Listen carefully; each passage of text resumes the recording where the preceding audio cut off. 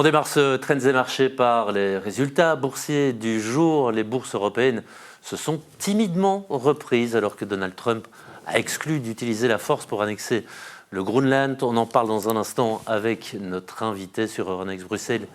Syensqo a nettement rebondi après sa chute des derniers jours. Hors indice, Cenergy a poursuivi sur son élan, le titre affichant un gain de 68% en 6 mois. Sofina a publié des résultats préliminaires décevants, sa valeur intrinsèque par action n'ayant progressé que de 1% au second semestre. Hors indice, Spadel a nettement corrigé. On poursuit avec Jean-Marc Turin. Bonsoir Jean-Marc. Bonsoir Loïc. Tous les yeux étaient évidemment rivés sur Donald Trump et vous avez trouvé son discours plutôt rassurant, c'est étonnant. Je dois dire oui, j'ai écouté l'entièreté en direct pendant 1 heure, donc un peu long, un peu pénible par moment, mais rassurant parce que ça montre qu'on reste dans le playbook typique Donald Trump, essentiellement 2 volets. Donc le premier, c'est on tape très fort, on met une pression incroyable. Souvenez-vous, les droits de douane, on était à 2% il y a 1 an, je vous menace de 30-40, vous êtes tellement sidéré que vous êtes content de signer à 15. Mais le deuxième volet du manuel Donald Trump, c'est qu'il est tout à fait capable de faire marche arrière, voire de faire carrément 180 degrés quand il se rend compte que c'est nécessaire. Il fait ça tout en gardant la face. Et je pense que c'est exactement ce qu'il a fait ici. Il a franchi une ligne rouge, il a senti de la résistance et il a directement changé de ton. Alors il a clairement réaffirmé sa volonté de s'approprier le Groenland. Il a critiqué l'Europe et l'OTAN. Qu'est-ce qui vous fait dire qu'il va relâcher la pression ? Donc, quand on regarde, qu'est-ce qu'il a dit ? Il a dit qu'ils ont un travail exceptionnel aux États-Unis, ok, rien de nouveau, que l'Europe n'allait pas dans la bonne direction, effectivement, rien de nouveau.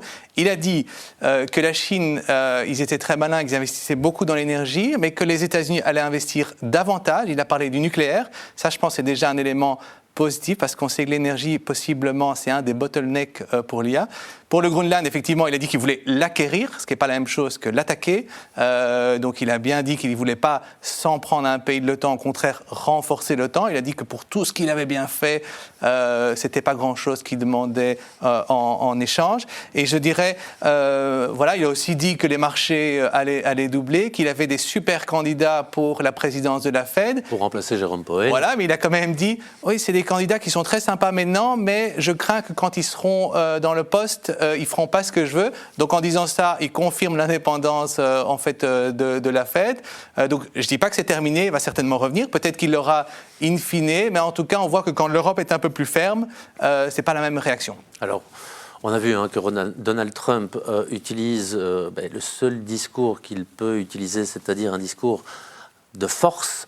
L'Europe, de son côté, on en a parlé cette semaine, elle a aussi les moyens de contrer avec force et vigueur. Il y a ce fameux bazooka commercial, mais ce n'est pas la seule arme économique dont elle dispose. Non, quand on regarde les différentes options, donc ils n'ont pas ratifié l'accord l'année passée, pas encore ratifié.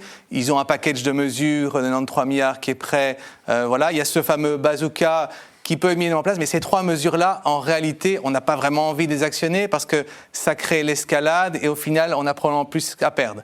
Alors, il y a les bases américaines en Europe, là aussi, c'est probablement quelque chose dont on veut se défaire, ça ne serait pas dans notre intérêt. Mais la dernière arme la plus importante, c'est que les Européens détiennent pour environ 15 000 milliards d'actifs aux États-Unis. De ça, vous avez 3 600 milliards qui sont des bons du Trésor américains. C'est à comparer avec 1 200 milliards détenus par les Japonais, 680 milliards détenus par les Chinois. Donc ça veut dire que c'est massif. Tous ces pays-là sont des créanciers des États-Unis, qu'on comprenne bien. Tout à fait. Après, ce sont des particuliers, des institutions, des grands. Donc c'est pas spécialement mobilisable si facilement. Il faut être très clair. Mais c'est sûr que les taux d'intérêt, c'est la faiblesse des Américains. D'ailleurs, on le voit bien depuis 1 an. Chaque fois que les taux d'intérêt montent un petit peu, qu'on se rapproche des 4,30, 4,50, on voit Scott Bessent, ça se calme. Il faut comprendre pourquoi. Le déficit américain, 2 000 milliards de dollars. De ça, vous avez 1 000 milliards qui est la charge de la dette. Donc, si les taux montent de 1%, c'est 360 milliards en plus. Donc, ce n'est pas négligeable. Et les Européens, s'ils sont fermes et unis, on voit qu'ils n'ont pas 50 options, mais ils ont quand même certaines options. Alors, dernière chose, Donald Trump, évidemment, s'accapare l'attention à Davos, mais vous avez retenu d'autres moments forts.